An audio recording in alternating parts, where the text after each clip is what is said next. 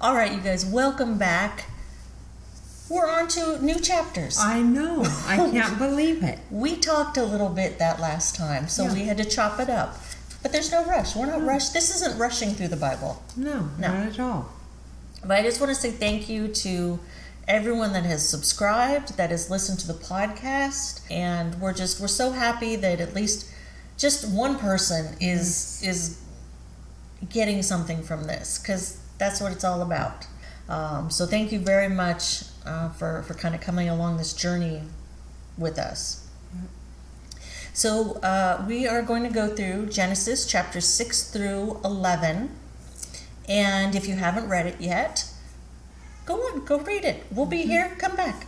Yes. Let's do a recap. Okay. Of what we read in 1 through 5, just so it's fresh with everybody. Do you want to recap it, or? I'll let you. Okay. Yeah. All right. So we learned that God created everything. He created it all in 7 days. And then he created humanity, all the animals, Adam and Eve. That serpent, that devil was like, "Oh, I'm ready to go. Yeah. Let's get someone now. Already. Let's deceive." Yes. So he came, deceived Eve. Eve ate from the tree of the knowledge of good and evil, and God's like, "No, you can't stay now." Right. And then the cherubim had the lightsaber and said, "No." Right. Sin was already introduced. Yeah. Sin was already introduced. So they're kicked out of the Garden of Eden. Cain and Abel are born. Cain is the older brother. Cain kills his brother. But God doesn't kill Cain. Right. But he kicks him out. Yes. And then Seth is born, the next son. So that kind of is a quick summary of 1 through 5. Now, starting with 6, did you want to add anything? No, I think that's great. Now we're just ready to go on to our next. All right, so we're starting with chapter 6. Genesis chapter 6, verses 1 through 4, I wanted to read. Now, this is from the English Standard Version. Okay. Not our chronological Bible, which is a different version, because I thought this was interesting. When man began to multiply on the face of the land and daughters were born to them, the sons of God, keep in mind that word, sons of God, saw that the daughters of man were attractive, and they took as their wives any they chose. Then the Lord said, "My spirit shall not abide in man forever, for he is flesh. His days shall be 120 years. In those days and for some time after, giant Nephilites," is that how you say it? "Lived on the earth. For whenever the sons of God had intercourse with women, they gave birth to children who became the heroes and famous warriors of ancient times." Now, the reason I took out that version is really because of those two words that were used, because some people say they believe that it was worded very specifically because they thought that the sons of man were like, hold on, what did they say? It refers to spirits or angels coming down and having intercourse with like just regular women. Oh, okay. And so God was like, "Whoa, what's up? Hold on now." And so the Nephilites were like super large people, like 10 feet tall giants. Right. Like, in Game of Thrones, like 1-1? Yeah. I think it like that. Okay, right. Well, I don't know how tall 1-1. Well, it doesn't matter. We're not talking about Game of Thrones, but... Like 10 feet or... Yes. Yeah, like Goliath. Yes. Right. Huge. Okay. Huge. But God was not digging what was going on with that. All right. At all. And also, an angel cannot reproduce. We have to be sure that they know that. What's your opinion on that theory? I don't agree with that. In fact, in our notes here, it does say something about that. Okay, yeah.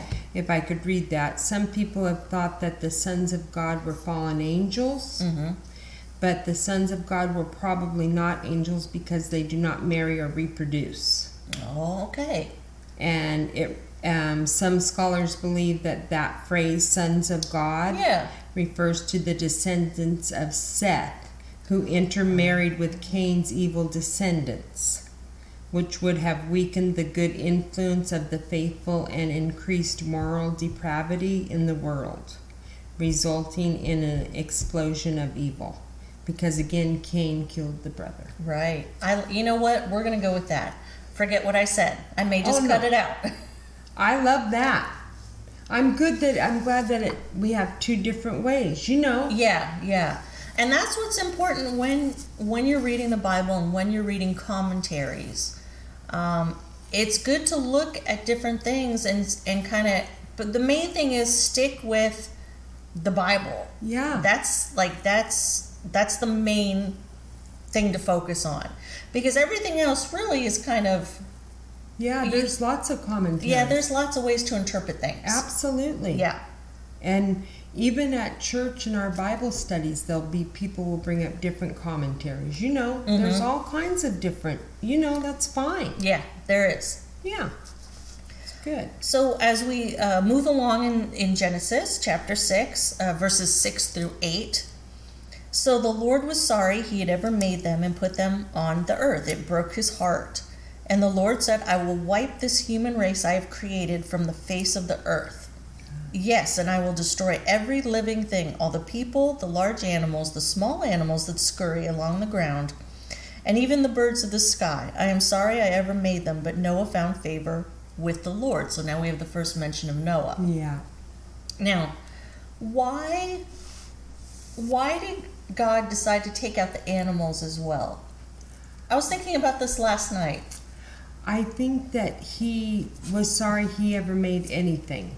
So I don't know how he could have just taken care of the animals, but if a flood was coming, they would have been wiped out. Yeah.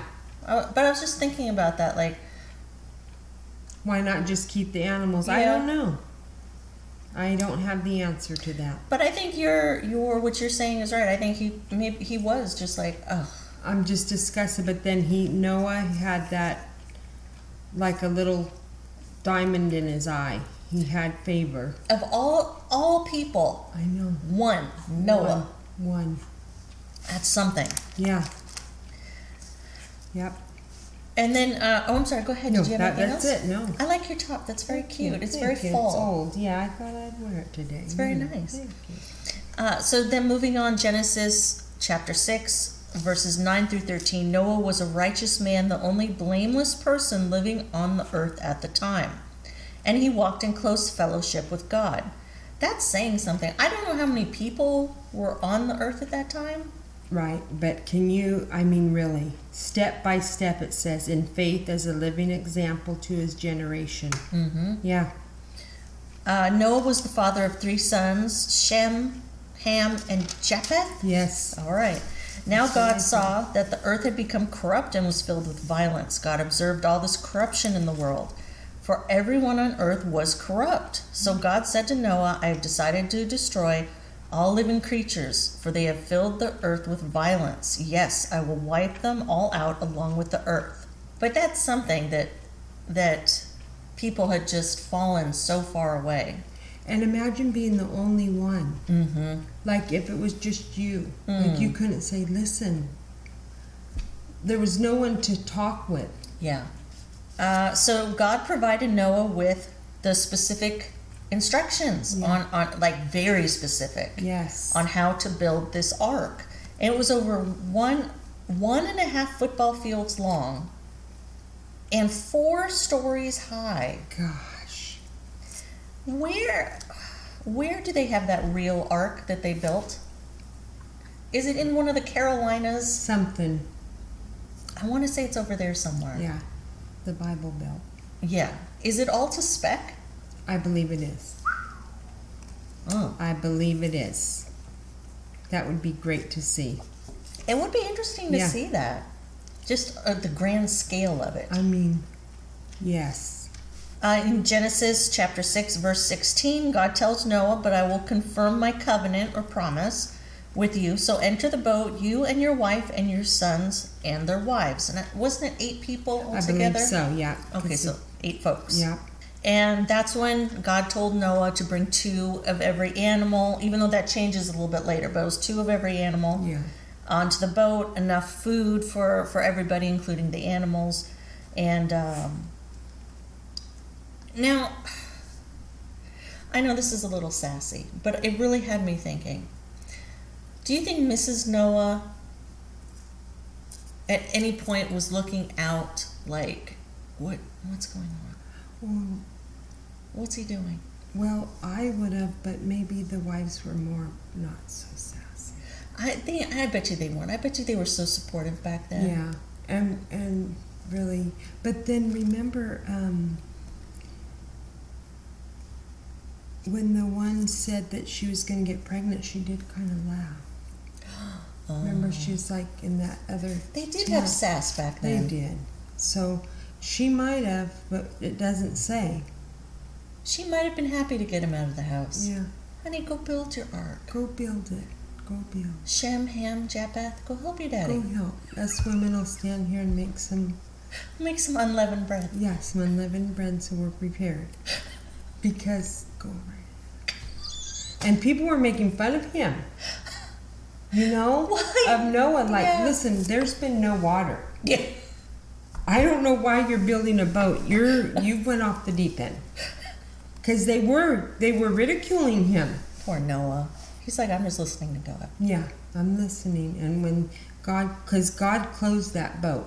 He did. How amazing is that? Yeah, he didn't make Noah do it. He closed it and locked it. So, you know. And so I love in our book, it had lessons from Noah's life. Didn't it? Or did I read it somewhere else? No, it might be in here. Okay, so God is faithful to those who obey him. And we see that all throughout the Bible. Yeah. It just kind of starts here. Yeah. But we'll see it later on. God does not always protect us from trouble, but cares for us in spite of trouble. And that's something, if you are new to Christianity, to being a believer, you have to understand that when you are a believer, your troubles don't just go away. No. Like, things just aren't taken away. You will still have, difficult trials in your life. But it's all to get you closer to God. Yes. And make your faith stronger. It's not easy. No one's claiming it's easy during those trials. Obedience is a long-term commitment. Yes. And so it's not like, this is happening to me, I'm out of here. Right. You got to stick with it. Yeah. And we may be faithful, but our sinful nature always travels with us. Yeah. Did you want to share what you told me last night about sin? Yes, we are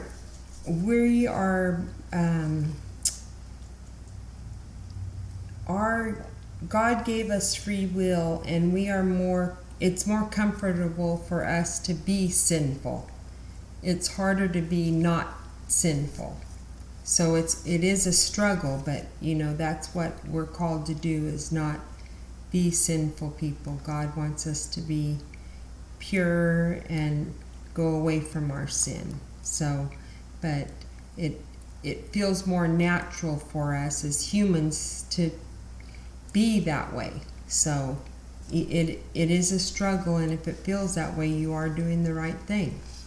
So. And you said that it's more of an uphill battle all the time. Yeah, it is. It's like going upstream, like a fish going upstream, when you're trying to fight not being a sinful person. And that's okay. Yes. So. And is there anything else you wanted to add? No.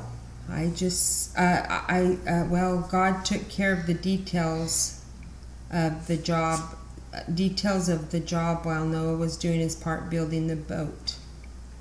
And then often we do just the opposite of Noah. We worry about details over which we have no control, while neglecting specific areas such as our attitude, our relationships, and responsibilities that are under our control.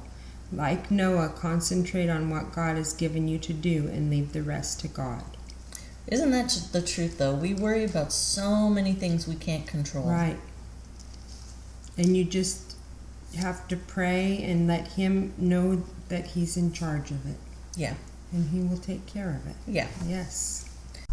All right, you guys, join us next time as we continue our discussion in Genesis. We're very excited. Yes, we are. All right, we will see you next time. Thank you for joining us. Thank you.